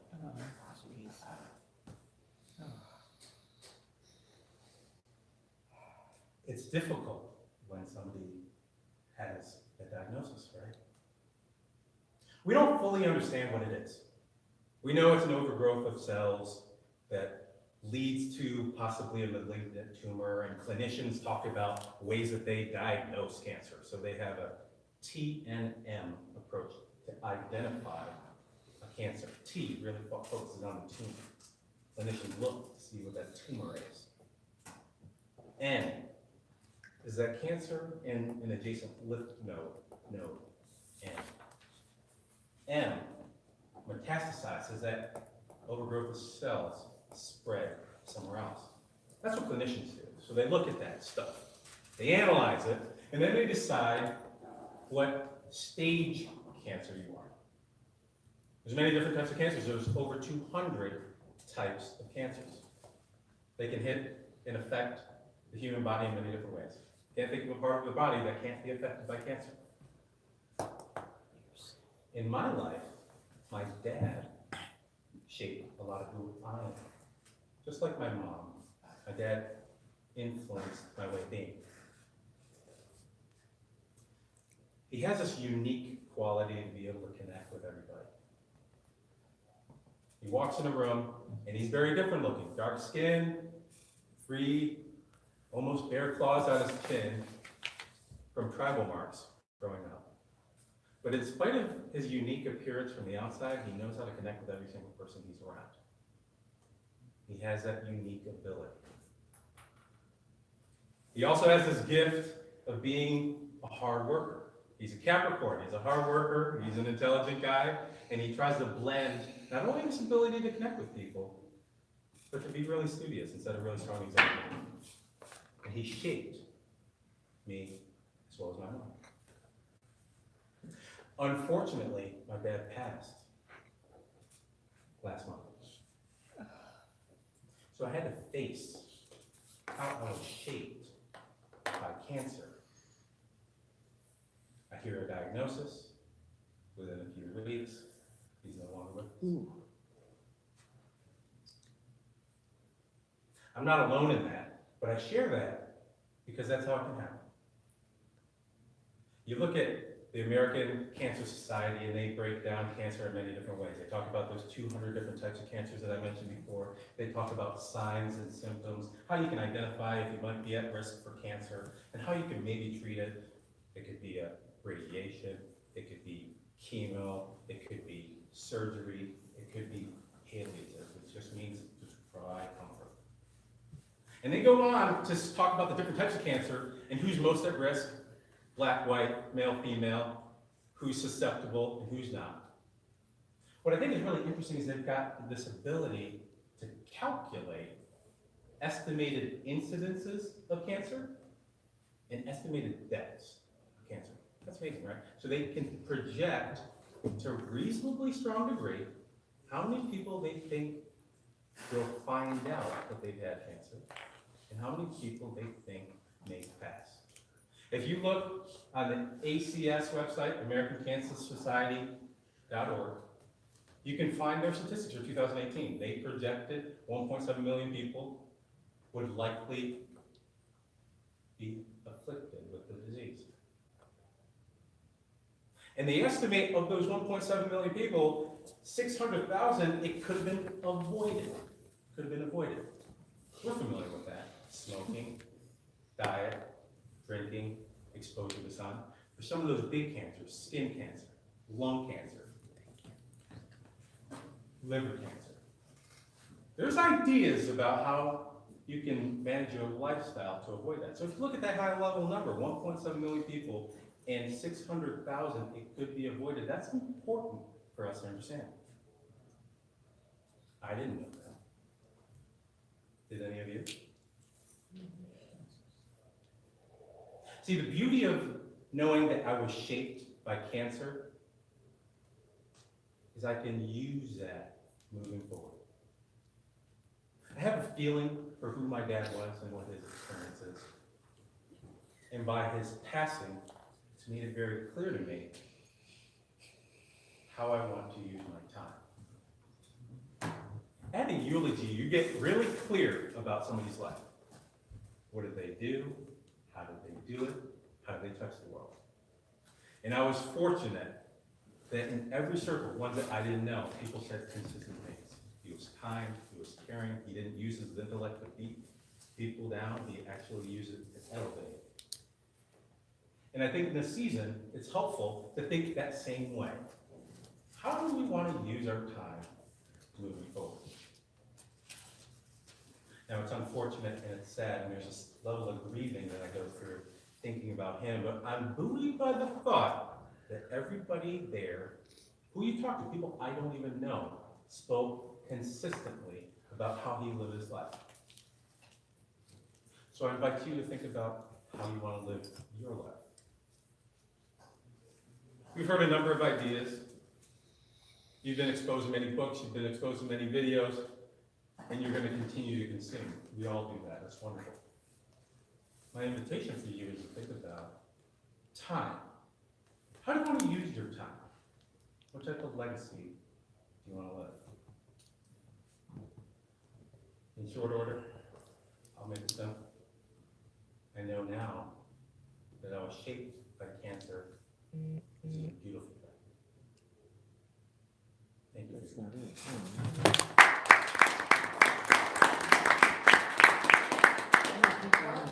A different perspective about the whole thing, doesn't it? Now, who has some comments on our last speaker this evening? Oh, I don't know. Before we go on to that, I wanted to ask you, Brother Tunde, is there a specific way, or what do you want to achieve with this talk? Because it's a sensitive topic, so I want to make sure. Yeah, no, I didn't have a call for action, and what I said before was really clear in terms of connection, reflection, and thinking about your time. So there isn't a call to action by design. There isn't I can help you with coaching, which I do. It was intentionally to focus on those 3 things. That's it. So you just wanted to give Share that general information to share Yeah, what she's an talking about. invitation for reflection. Okay, very good. But you're open to ways to improve, correct? Oh, absolutely. Yeah, Very yeah, good. in terms So, of, yeah, it's let's go ahead. speaking style and delivery and all that. Yeah, so feel free, yeah. You go first this time, Yeah. Lon. Okay, sir? Tunde, I love your energy and your story. And first of all, sorry about your dad. My condolences to you.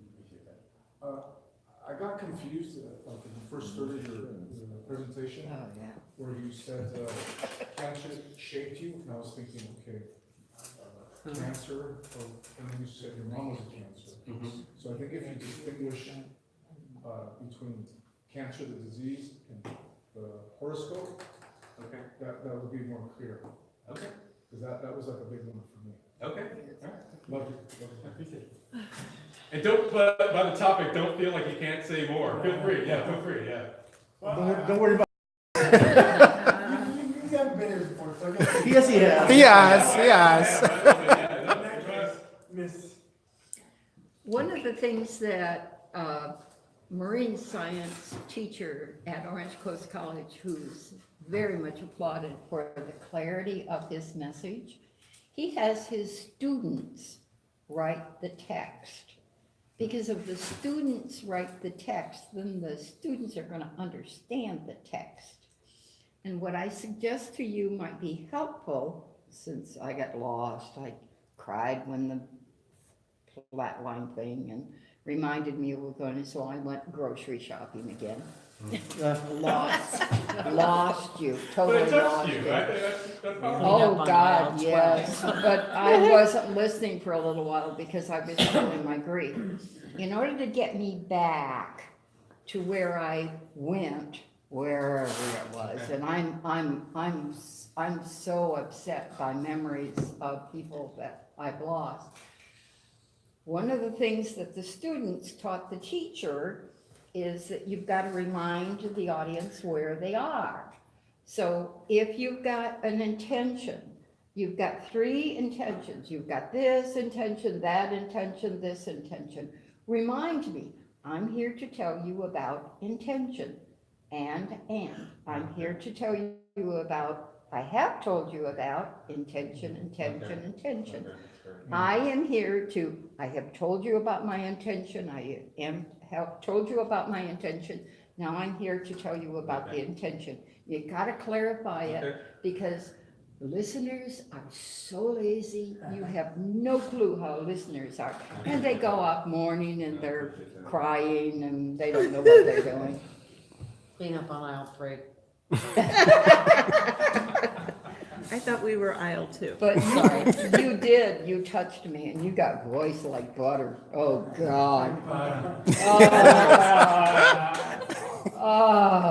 Speak to me. Woo. Thank you. I appreciate that feedback. I really do. Thank you.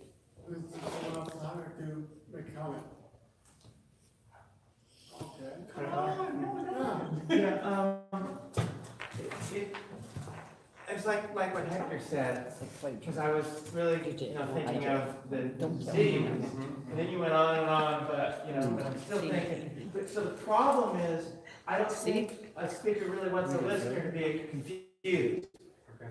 So like what he was saying, like, let us know really where you're going, and a lot like the structure. I love the structure at the beginning, but like Mary said, really to use it. Okay. Because I Come back to it and, yeah, like this, like here, I'm talking to you now about connection.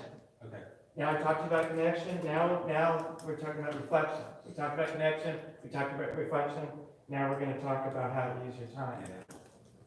So you started it, you set it up, but then you didn't, it was all meshed together. But yeah, but the question, because it was so, and I love listening to you. I really enjoyed, and I liked your technical, not only how you said it, but some of what you said. But there was so much about astrology, that your real topic was. Well, I wanted both though, actually, I really did want to kind of do that, but I didn't do that. Well, I didn't get it then, I got, that was great with your mom, but Okay. then it didn't quite. And then just little stuff, like, I want to know when her birthday was. So again, my mind's going, let's see, my girlfriend, is she a Cancer too? Because that seems like good quality. Okay, she's February 22nd, but I think that she's the next one. Okay. So, but I'm doing all that, but I'm missing what you're saying. So I'd like to know when her birthday was. I love when you said, I invite you, rather than saying, you need to do this. That was great, but I'm not sure what travel marks are. Tribal marks is what I meant.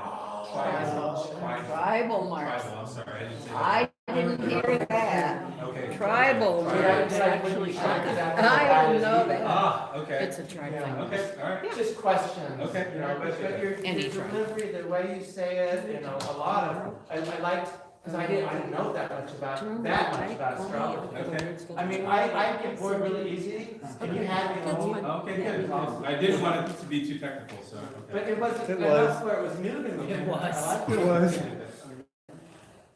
So. Was it too technical? The history of astrology? Yeah? Okay, all right, go ahead, please. Come on. He's fast. Yeah, he's also. Yeah, go ahead, Victor. No, go ahead. A couple things you might wanna think about. Yeah.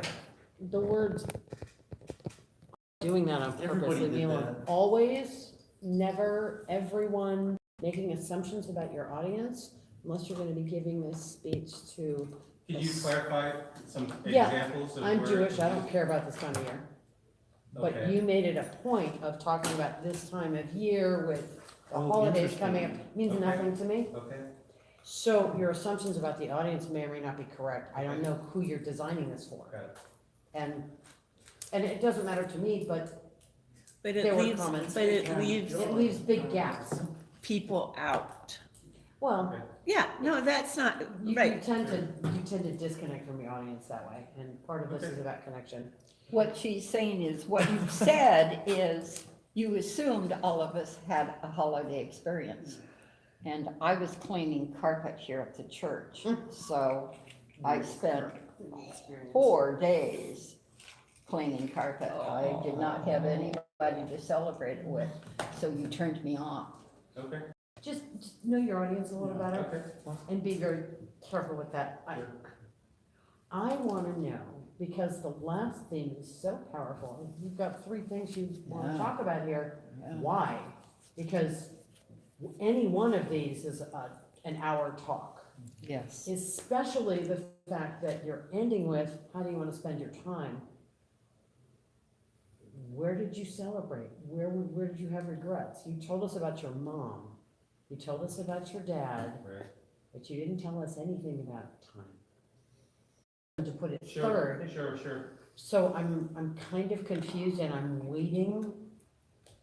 And it's. For cues on how to No, use time? or no. how- Yeah. I'm Is wait- that the thought? Is- No. Yeah. Okay. No, That's what I'm, we're talking about. I'm Okay. waiting to hear how you chose to use your. Ah, I see. And I the see. choices I see. and the celebrations or the Okay. regrets or the, Alright. I want your experience, Yeah. because I have my own experience, Okay, and your experiences will trigger my own experiences, and whether we share them or not is for another day. The point being, you wanna move your audience without getting somebody verklempt like that. Because when you move someone like that to a point where they're so emotional that they're not even in the room, you've defeated your purpose. Right? Okay. You wanna move them in a controlled way, and that was out of control. Okay. So, Yeah. it's, I'm pitiful. Yeah. you're not pitiful, Mary. Well, okay, you are, but whatever. Thank you. I'm not gonna Great contradict speech. her. I like your message, but one thing I'd caution, like what Gail said earlier, is watch your facts, because you said drinking, being out in the sun, you'll get cancer. That's not true. I know a guy that smoked a pack a day for 50 years, and never got lung cancer, he died from something else. Okay. And from what I've said, can I finish? So, right, I'm sorry. And everything I've read, I've done a lot of research, I've had a lot of friends, I've got someone really close right now that has cancer, it's more lifestyle, environmental, and hereditary. It's not just, I know people that smoke 1 pack to 2 packs a day for 50 years. Okay, I appreciate the feedback. Okay, for the sake of time, Bill, you want to make a few comments? And we're gonna wrap it up? Actually, I actually did pretty good. You're very commanding presence or whatever, but you got a little technical, I think, on some issues, Okay. so I got lost. And that was more of a history and that kind of stuff? Yeah, it's, Okay. Do we have to be out of here? I'm sorry, I'm a little just off. You did a good, pretty good speech, but I kind of got lost towards the end. Okay. Would you like to share? Yes. Brother Tunde, thank you. I'm only gonna make a couple of comments. First, watch out that mix up with the word cancer. It has been said a few times, is that important, especially in this culture. I know where we come from is a different thing.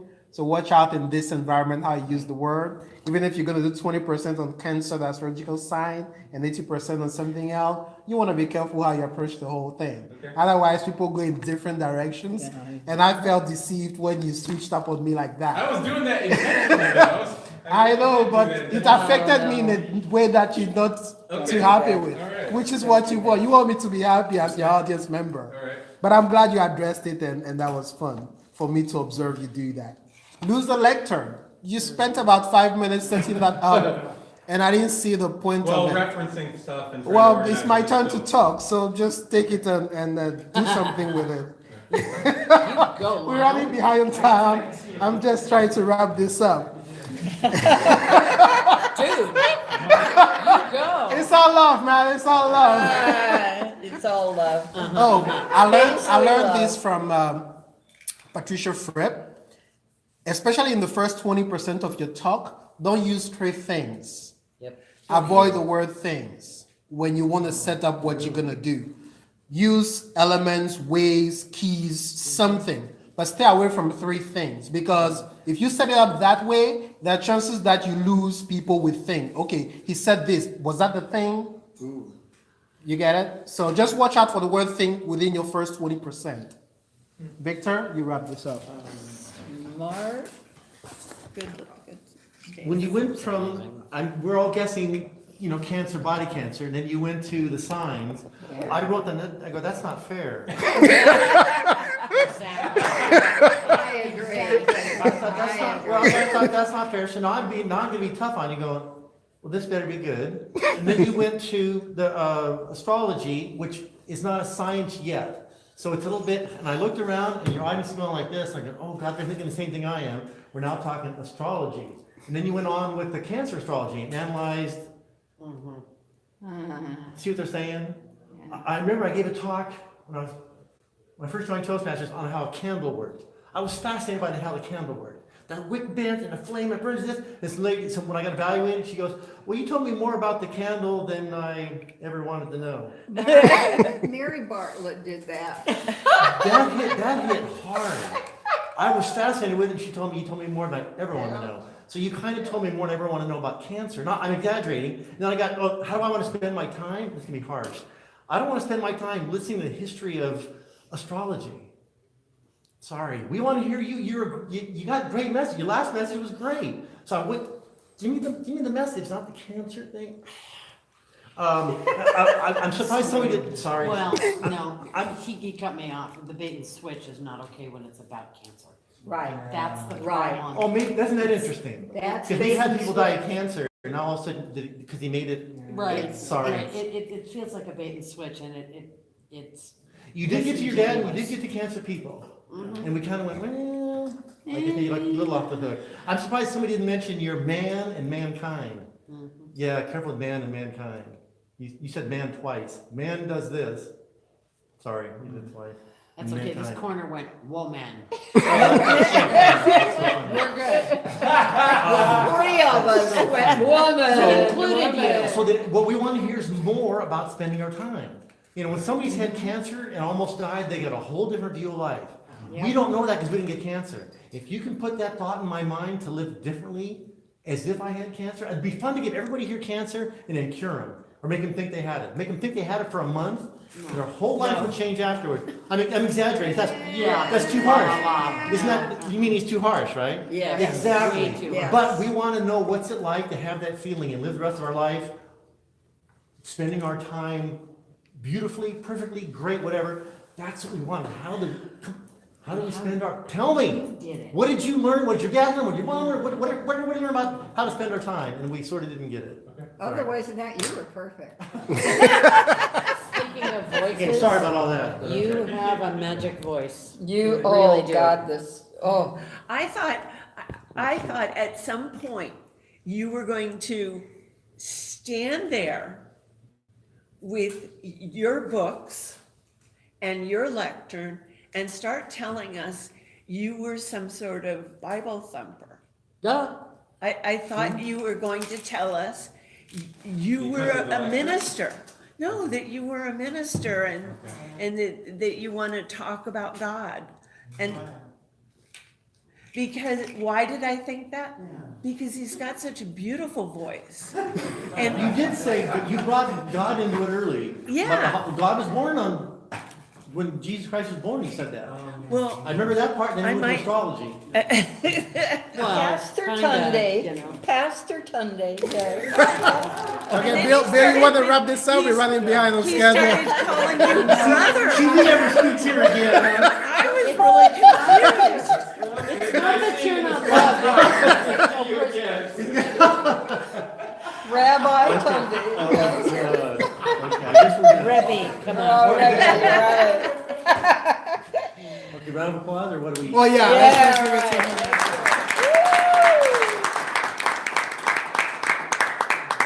Well done. You take feedback You can well. breathe now. You take feedback well. Okay, well, took a little bit longer than we might thought it should have thought, but we had some good speakers tonight. Some things. I'd like to return the lecture back over to, I think, Lana, to close up this evening. So- Very good. Thank you, Bill. Thank you. I'm If I gonna do go this home and next time, I'll cry. do much better, I'm sure. You did a great job, Bill. You did a great job. Oh, yeah. Yeah, as a matter of fact, how about we give Bill another round of applause?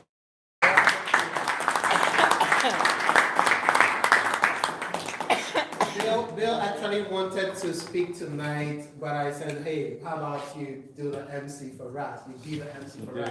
And he said, yes, I'll be happy to do that. So I appreciate you showing up in the lecture. I wanted to highlight once more the book of our brother Elvis. And yeah, I encourage you to get a copy. I saw him do a lot of promotion online, so it's gonna be good if you support the brother. With that being said, this is the time that we use for sharing. We have about 5 minutes before I wrap this up with my closing remarks. So if there's something you've been up to, some good news you want to share, or any project you're working on, you want to get the community here involved, this is the time for you to say that. You have a beautiful smile on your face. Do you want to go first? You just make me happy.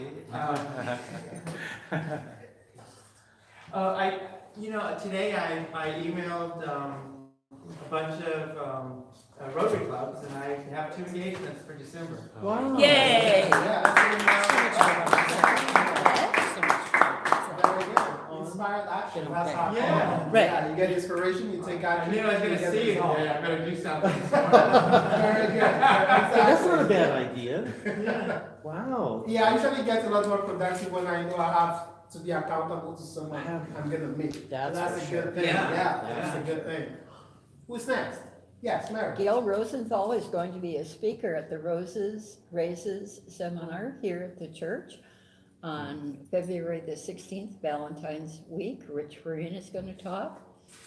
We have Howard Swerdloff talking. We have MJ Shores talking. And Roses Raises is about how we need a gender balance in the workplace.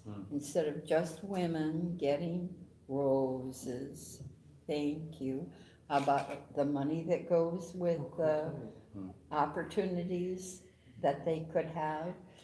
The concept is gender equality. Oh, very good. February 16th. She's going to be one of our major. Very good. Let's give Gary a round of applause. Thank you. It always feels good to hear that members of our communities are out there speaking, because that's what speakers do, they speak. Hector? You had something, I saw your hand go up? Yeah, well, I'm gonna be raising money for the homeless, and I'm gonna be doing a big swim next year. So I'm gonna start presenting on that, and some people have been interested in that. That's kind of out of my wheel well, but, you know, it's a calling. Wheel well, wheelhouse, whatever. Tell us more about the swim. He's swimming at Catalina. It's not just a, it's not just a big swim. Come on. That's a big. That's a, I don't know, 18.6. I don't like to put the attention on myself, but I'm gonna be swimming from Catalina to Rancho Palos Verdes, August the 3rd. And correct. I'm currently training for that. I've been training a couple years, and I've been very fortunate. I'm being coached by a gentleman that just broke the world record for a crossing. He has the fastest time, so he's coaching me at this time. However, this swim is not about me. It's a childhood dream of mine. It's actually on me, and who do not have food, who do not have clothing, who sometimes suffer and don't have a bed to sleep in. And I'm talking about this country. I'm not talking about a third world country. I'm talking about LA and Orange County, as some of you know. And I'm usually an advocate, for some of you that know me, I'm an advocate for education. But now I'm an advocate for the homeless. And that's my goal for the next year. Very good. Let's give Berlin The city of Costa Mesa is very much involved. This church is very much involved. We have one person who is in this church that works tirelessly for the homeless. Would you be willing to speak to the men's group and to the other people regarding homeless people? I'll connect you. Of course, Yes, if you know anyone that is involved in this Yeah. calling, Yeah. let me know, and I'll do something that I can help with, that can help my cause. Because this is a collaborative exactly. effort. It's not just about me. Very Can I good. add something? Did anybody see that as bragging? No. Not See, at all. see, Nobody does. see, nobody did, so don't. Okay, that, But you took it off yourself also, so I Okay. applaud you for that. Yeah, please, yeah. Good example for a speaker. Yeah, good job, man. Who else? Yes. I just want to share, thank you for giving me the opportunity. I haven't been able, I don't want to say I haven't been able to speak, but I haven't been speaking for a period of time, obviously, with the events, and this is fresh. So I really do appreciate the opportunity to get in front of you, and as it relates to time, I definitely have a renewed focus on time, so I can share that in another speech and why I do. But I really do appreciate it, because I just haven't got to a place where I could. So. And before we give a round of applause, I want to highlight the fact that Philip was here a few months back. He gave a qualifying speech, and I didn't know you haven't been out speaking, because since he spoke the last time, he made a lot of progress on his marketing and finding his message and what he wants to talk about. So I wanted to acknowledge you for taking actions in that direction. And I'm so glad that we are that platform that you're using to jump back into the game. So thank you so much for coming out. Speaker speaks, so go on and keep speaking. Let's give him a round of applause. Let's have one more sharing and we're gonna wrap up the evening. Yes. So in March, I'm doing a TEDx, and we're looking for Cool. a project manager. We need a project manager that's wanting to be interested in TEDx community. So if you or someone you may know may be interested in being a project manager for a TEDx event in March, let me know. There's a Toastmaster club that's project management oriented. That's a different concept. Talk about TEDx practice with Mila. Is that helpful? Well, I'm saying there's project managers in the club. Yeah, it's. Yeah, but, okay. I love it when you're right. I'm just saying they're full of project, he wants a project manager, a club full of project managers, but anyway. Yeah, but there are What do you- different what do you kinds of specifically need? project Oh, managers. okay. Yeah, what do you specifically need by a project I manager? don't, I'm just a speaker, so the project manager will oversee the other heads, such as vendors, volunteers, and this kind of stuff. So someone that's goal-oriented, task-oriented, that has no problem delegating, we need someone like that can take charge. Oh, that made it That's a good clear. opportunity for someone who's Take charge of interested. the TEDx itself, All the moving parts of of the the TEDx. TEDx. Yes. I think they already have that. Very good. Thank you for sharing that. I'll speak with you offline. Victor, you had something to I'm thinking, maybe we oughta make it almost a demand, next meeting, have something to share, either something you're working on, you know, for example, my friend Brian is getting back into speaking, he's doing his blog, his website, and he got a call back, somebody who's interested already. He hasn't even got it done, and somebody's already interested. So I'm thinking, if you're not even done and you're getting interest, I better have something soon. So I would think everybody here could have something next month. I started the book, I wrote half a chapter, I don't know what we should do. Anyway, that's a thought. Yeah. Question, Yeah. is there really a meeting on the 26th of December? That's the last point of business before we adjourn. Is it really? December 26th, Jewish person is meeting, asking no me meeting. that. That's hilarious. It is funny. It's Boxing Day. Exactly. It's what? I don't want to be here, but if I'm gonna be alone, I'd rather not be here. I know what it means. I don't think that's right. I've not heard that. Okay, good. So So, what, meeting in December? Oh, I can cancel that.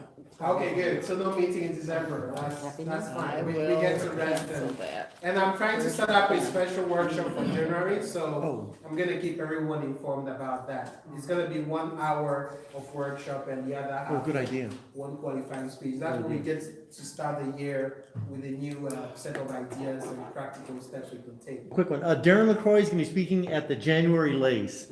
He's worth hearing. I think he's a lunchtime, It's definitely worth yeah, he's it. worth hearing it for $12. You can just go see him. The lunchtime keynote, Yeah, Darren LaCroix, we're seeing, guaranteed. very And good. I'm helping him sell his book. Oh, I mean, Awesome, so let's wrap up the Okay. evening. Thank you all so much for being here. We, as a tradition, we always close with group photos, so let's all come up here, take a photo and go home. Shit, that means Oh, I you have to stand. you take this home with him. You get a picture. Oh, you look, it was beautiful, by the way. I'm not